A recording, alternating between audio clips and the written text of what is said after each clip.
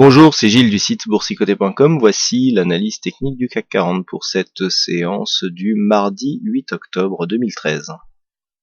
Avec aujourd'hui une séance qui se place dans la continuité, puisqu'après une ouverture quasiment sur les mêmes niveaux que les cours de clôture d'hier, avec pourtant un point haut marqué au-dessus de cette zone de point haut, celle que nous avions hier en clôture, eh bien le CAC 40 a clôturé sur un plus bas de la séance, quasiment à quelques dixièmes de points près, à 4133,53, marquant donc une chute de 0,77%, un peu plus de 32 points perdus par rapport au cours de clôture d'hier. Donc on est vraiment dans une phase de continuité, il n'y a pas grand chose à rajouter techniquement par rapport aux précédentes analyses. On s'inscrit toujours dans une course qui se situe sous cette zone de résistance baissière court terme ici, mais sans réussir à marquer des points bas réellement significatifs qui seraient en mesure de confirmer un petit peu cette tendance baissière. Du point de vue des indicateurs, on a toujours un RSI qui descend, qui se trouve maintenant au milieu de sa zone neutre, et un stochastique qui est en train d'annuler ici son signal baissier. Alors ça aussi c'est un signe important que le signal ici baissier du point de vue du stochastique soit en train de s'annuler alors même que nous avons une séance baissière aujourd'hui. Mais c'est vrai que comme je vous l'indiquais à l'instant, nous n'avons pas de nouveaux points bas significatifs. Le seul que nous ayons eu, c'est celui que nous avons eu hier. Mais qui a été suivi d'une forte remontée avec une clôture donc sur le plus haut et quasiment en contact avec cette zone de résistance. Donc le stochastique est en phase ici d'invalider son signal, c'est-à-dire que le croisement ici va s'effectuer à l'intérieur de la zone neutre, donc ce qui dans un premier temps ne nous donnera pas de signal de retournement. Par contre le MACD lui invalide le signal de retournement qui nous avait lancé hier, à savoir nous avions ici une inversion des histogrammes. Alors je vous avais aussi indiqué qu'on avait peu d'amplitude sur l'histogramme de ce MACD, et que donc de par ce fait le signal était moins fort. Pour preuve on l'invalide sur ce mouvement.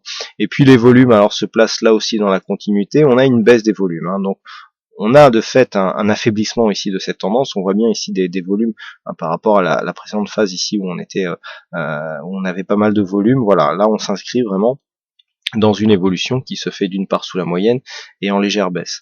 Donc ça prouve que là aussi la tendance est en train de se, vous voyez, la phase de baisse ici on la retrouve bien sur cette phase de consolidation. Alors le fait d'avoir ici des volumes sous la moyenne sur cette phase de consolidation alors que nous avions des volumes au-dessus de la moyenne sur cette phase de hausse nous montre que du point de vue du fond de la tendance, nous sommes toujours orientés à la hausse. Donc ça c'est plutôt bon signe si on est haussier. Je sais que la majorité des investisseurs sont haussiers sur les marchés. Pour l'instant, du point de vue de l'évolution des volumes, en tout cas, nous n'avons pas de signal de retournement, puisque nous avons ici donc des volumes fournis lors de la phase dynamique de hausse, donc qui définit la tendance, et des volumes sous la moyenne sur la phase de consolidation. Qui plus est, donc, nous sommes toujours dans le même constat, avec cette consolidation qui a du mal à attaquer le retracement des 38,2. On a comblé le gap, mais on sent bien que cette zone de gap ici est devenue une zone de support. Donc voilà, rien n'a changé. On confirme ici cette zone de point bas, donc qui était une ancienne zone de point haut. Donc pour l'instant, tous les signaux du point de vue du fond de la tendance court moyen terme vont dans le sens d'une continuité du mouvement dès que cette phase de consolidation sera terminée. Et cette phase de consolidation sera terminée sur une attaque consistante ici, si j'ose dire, de cette zone de consolidation. Alors de cette zone de résistance. Alors ce qui est intéressant, c'est que plus on avance et plus cette zone ici est en train de baisser. Alors demain, elle sera située aux alentours entre 4155 et 4160 points. Il sera intéressant de surveiller cette zone. Si elle était attaquée, on pourra avoir un signal de hausse, et avec donc comme je vous l'avais défini, un premier objectif qui se situe ici à 4196. Donc on a une zone ici de résistance à 4196, 4202, et c'est vraiment sur une cassure de cette zone et de cette zone ici à 4227 que nous aurions une confirmation du fait que nous sommes dans une continuité de tendance. D'ailleurs, si nous regardons ici au niveau des deux dernières bougies, nous avons des plus hauts, des plus hauts et des plus bas qui sont supérieurs aux précédents. Alors c'est vrai que on n'en a pas trop l'illusion du fait qu'on a ici cette bougie plutôt orientée à la hausse et ici cette bougie plutôt orientée à la baisse. Du point de vue des clôtures, effectivement, on est baissier, mais du point de vue des bougies dans leur intégralité, eh bien, nous sommes plutôt haussiers.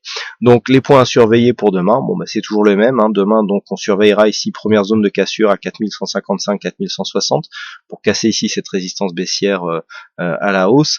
Confirmation sur une rupture du plus haut du jour des 4172,18. Donc, pour bien confirmer que nous sommes dans une tendance de dos sur la tendance très court terme qui est orientée à la hausse. Hein, mais nous sommes venus ici tester des zones de points bas légèrement au-dessus des 4120 points en after clôture. Donc on est après la clôture, on est venu ici tester cette zone et puis on a du mal à la franchir. Donc nous verrons si demain on arrive à revenir ici sur cette zone pour la casser à la hausse. Donc confirmation ici, on a cette zone de cassure et donc confirmation sur une cassure de cette zone ici qui nous donnera une deuxième zone de résistance. À la baisse, toujours la même zone, hein. On a toujours cette zone ici, 4110, 4125, à casser, donc d'une manière plus significative, en tout cas plus significative que ce que nous avons eu là.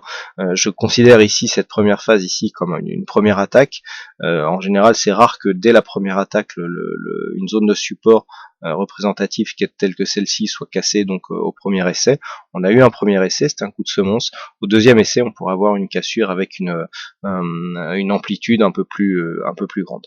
Voilà donc ce que l'on peut dire sur cette analyse technique. Personnellement, je suis toujours en attente d'un rebond et donc d'une continuité de tendance suite à cette phase que je considère toujours comme une phase de consolidation. Vous voyez qu'on n'a toujours pas consolidé, à part ici sur cette attaque, plus que le retracement des 38,2%.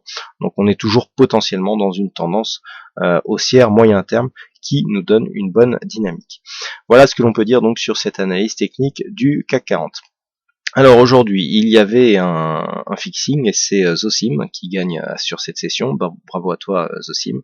Et puis quant à moi, il ne me reste plus qu'à vous souhaiter à toutes et à tous une bonne soirée, bonne chance dans tous vos trades et on se donne rendez-vous dès demain pour d'autres analyses techniques en vidéo. Bonsoir à tous.